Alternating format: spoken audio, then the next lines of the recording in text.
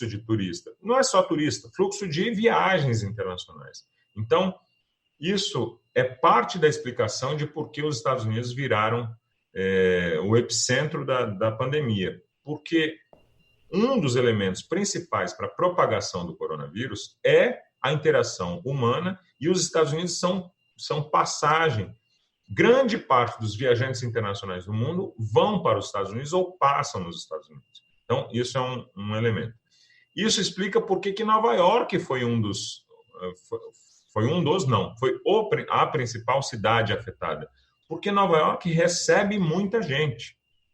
Então, só para a gente tirar um pouco da cabeça de que a explicação para Nova York e para os Estados Unidos é diferente da explicação para outros lugares. Lá, realmente, a passagem de gente dificultou, ou prejudicou, ou potencializou muito a pandemia. Bom, as respostas equivocadas do governo federal, nacional lá, elas se contrapõem à resposta não só de Nova York, mas de outros estados. E aí é o segundo ponto que eu queria chamar a atenção: transparência. Porque é uma doença de transmissão muito rápida, a informação correta, clara, eficiente e em tempo, ela é uma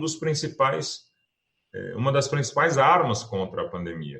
Quer dizer, você saber onde estão os doentes, quando eles chegaram, quem são, onde estão, quais hospitais vão receber, tudo isso é o tipo de informação que ajuda muito a atuar contra a pandemia. Vários médicos costumam dizer o seguinte: não é a doença que mata, mas é a ignorância que mata.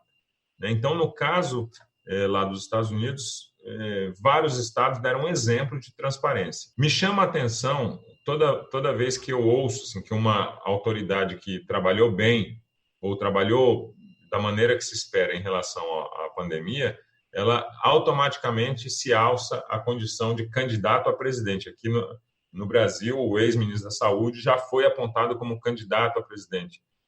É muito louco, né? Porque é algo sério, mas cujo tratamento, resposta do governo deveria ser o bom senso. Rio Grande do Sul, por exemplo, que é um estado que tem sido afetado, mas respondeu de maneira muito eficiente, porque trabalhou com essas duas coisas, transparência e isolamento, acabou dando uma resposta muito interessante, e ninguém ficou falando de candidato a presidente, não.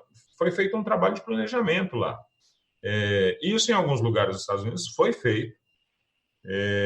Agora, tem isso, né? Os Estados Unidos são o centro do fluxo internacional de viagens, e teve uma demora na compreensão da gravidade do tema. Aí, porque teve aquele jogo político que sempre acontece nos Estados Unidos, a China é um tema nas eleições.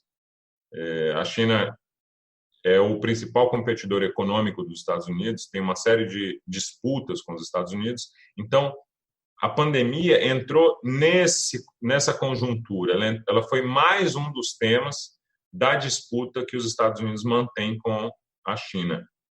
Hoje, exatamente, há uma guerra comercial entre a China e os Estados Unidos, e a pandemia entrou nessa conjuntura, entrou nesse caldo. E aí, ambos os países começaram com uma disputa, um denuncismo, né, de lado a lado, sobre a responsabilidade da pandemia. Um país foi onde começou a pandemia e outro país foi onde ela, afinal de contas, ganhou o mundo. O Rômulo, aí no caso, com o país americano, né, dentro desse foco maior do número de casos, e ao mesmo tempo o Brasil sendo pintado talvez como um próximo epicentro, e aí a gente fala a respeito de como o mundo enxerga o país, né? E de, por exemplo, falas como a do próprio presidente americano Donald Trump, né? Num país onde o bicho pegou, ele ainda consegue olhar para o Brasil e apontar o Brasil com algumas medidas que, até para a visão do Trump, que é uma visão né, talvez assim não tão correta para o momento, né, inclusive falando que toma cloroquina, enfim, entre outras coisas. E se volta para o Brasil meio que no momento assim, o mundo olha para o Brasil como, nossa, esses caras estão ferrados com relação ao coronavírus. I think everybody believes the least, if we went herd, as they say, and if you look at Brazil, they're having a very hard time. And by the way, they kept bringing up Sweden. It's come back to haunt Sweden. Sweden's having a terrible time. If we did that, we would have lost 1 million, 1.5 million, maybe even 2.5 million or more lives. Com relação à imagem, né? Essa questão de talvez as pessoas não queiram receber brasileiros, talvez o Brasil pare de receber pessoas, porque a gente não sabe até que ponto isso pode chegar por aqui, ou é muito desespero para pouca coisa? Olha, qualquer brasileiro que hoje esteja no exterior já está sentindo isso. Todo interlocutor, qualquer interlocutor, mesmo aqui no Paquistão, que a gente vai falar daqui a pouco, tem uma situação específica aqui no Paquistão, Índia, Bangladesh, Afeganistão, que a gente já entra. Mas mesmo aqui, as pessoas falam com o brasileiro e falam, nossa, a situação do seu país está muito difícil, né? Realmente, a situação no Brasil é uma das piores do mundo. Assim.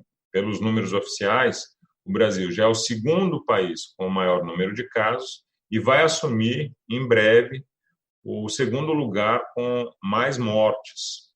E isso é uma pena, está acontecendo no Brasil, porque a pandemia no Brasil, ela começou depois da Europa e depois dos Estados Unidos. Né? E isso nos teria dado tempo, se a gente tivesse feito um trabalho de prevenção sério, de nos prepararmos e teríamos evitado o que está acontecendo hoje. Né? Alguns países na Europa, no epicentro primeiro epicentro da pandemia, conseguiram fazer esse trabalho. Né? A Áustria conseguiu fazer esse trabalho, a Dinamarca conseguiu fazer esse trabalho de contenção ali.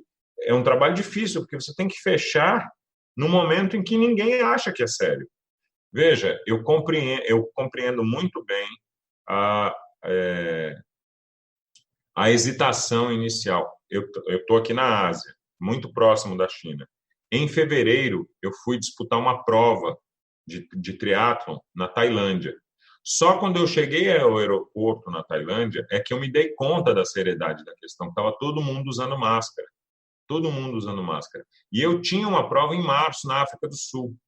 Então, até o início de março, mesmo eu, estando na Ásia, tendo visto lá na Tailândia, eu estava considerando a possibilidade de ir para a África do Sul. Então, veja só, eu compreendo a hesitação inicial. Eu compreendo. Realmente é difícil você olhar para uma situação que não é grave naquele momento e falar assim, não, temos de tomar medidas muito drásticas agora. Agora, isso é o que se espera de um governante, né?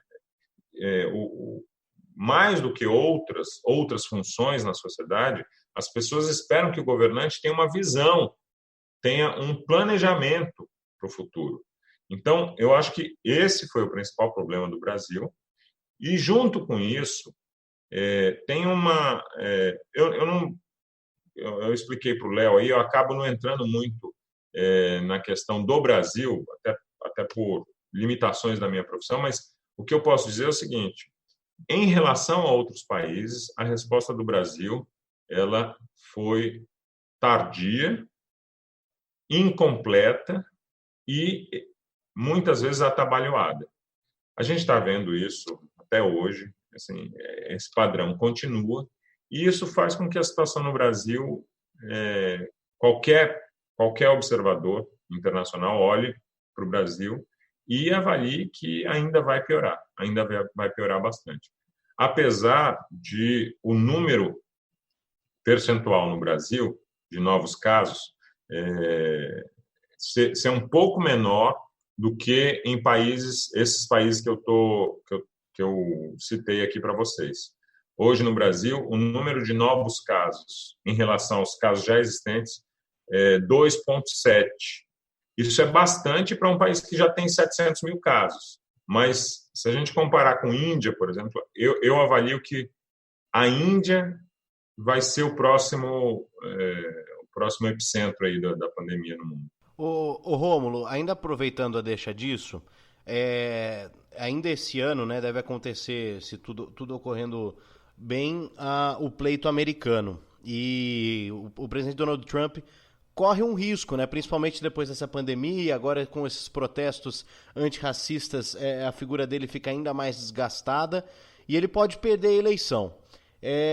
Considerando hoje que o Brasil tenta de alguma forma ter esse alinhamento americano, indo contra alguns outros pensamentos, caso os Estados Unidos tenham um novo presidente diferente desse alinhamento que tem com o atual presidente do Brasil, o Brasil pode ficar isolado num cenário geopolítico com relação a essas relações, porque o Brasil já foi muito simpático aos olhos do mundo, né? Ainda com o Celso Amorim e tudo mais. Eu sei que para você é difícil entrar em alguns pontos, mas uma derrota, uma mudança de um cenário pode deixar o país isolado com relação a essa visão de relações internacionais?